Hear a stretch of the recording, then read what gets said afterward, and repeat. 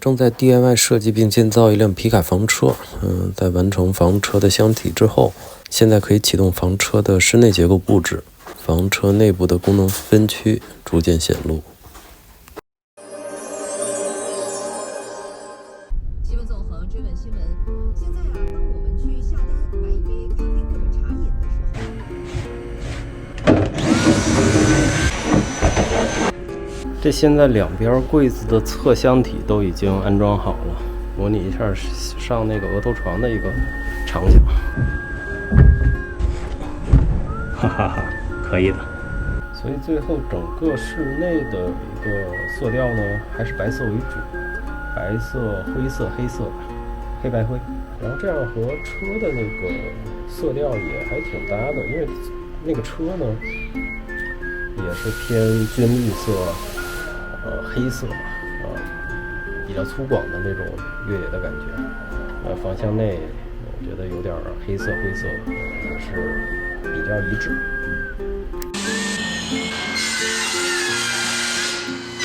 这些外面的加固边框呢，这个后半部分已经都钉上了，然后这个顶现在也没有加呢。没加顶的原因呢，是因为之后还要改水改电，太早加了顶呢，这个里面太暗了，不便于操作。这块也会有一个隔板，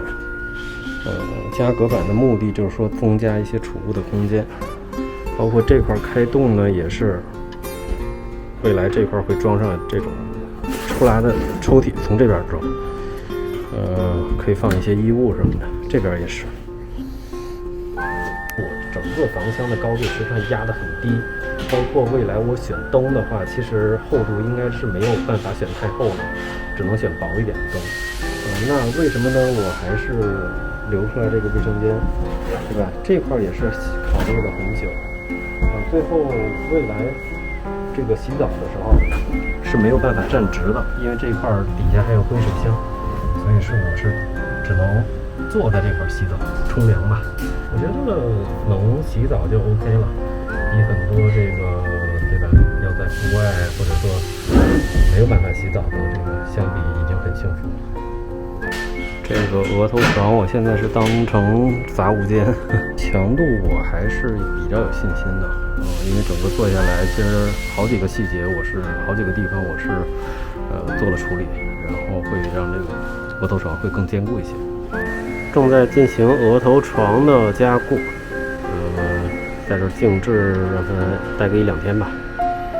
现在我正在做柜体结构，但涉及到水箱的一个计划吧，所以我也先拍一下。那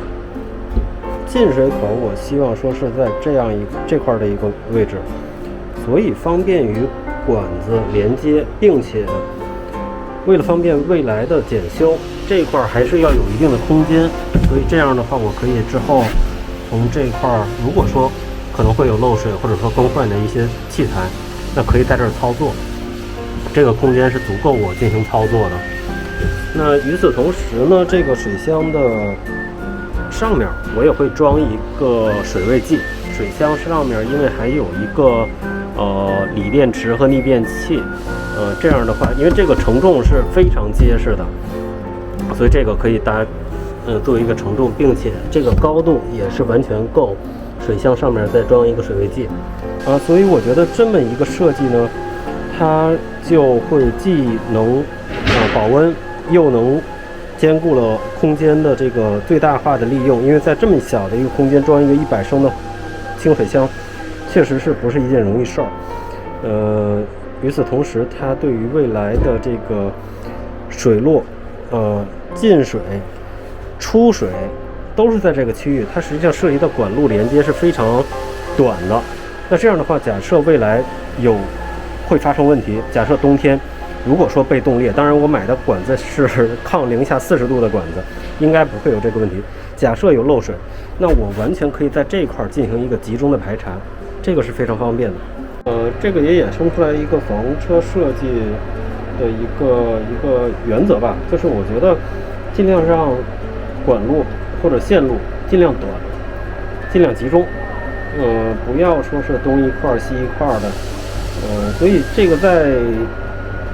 结构设计或者功能设计的时候就要考虑到这些问题。我不能说把这个卫生间放在这一块儿，然后我的净水、清水、厨房我要放这个角落，这样的话，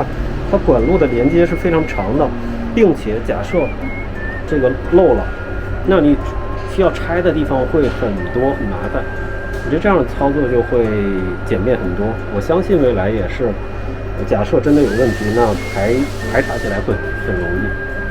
就是我从开始有这个想法要自己做房车，到现在已经执行，我觉得前后这几个月，小半年吧，各种各样的信息的获取，包括一些自己的思考。我觉得房车比较核心的就是，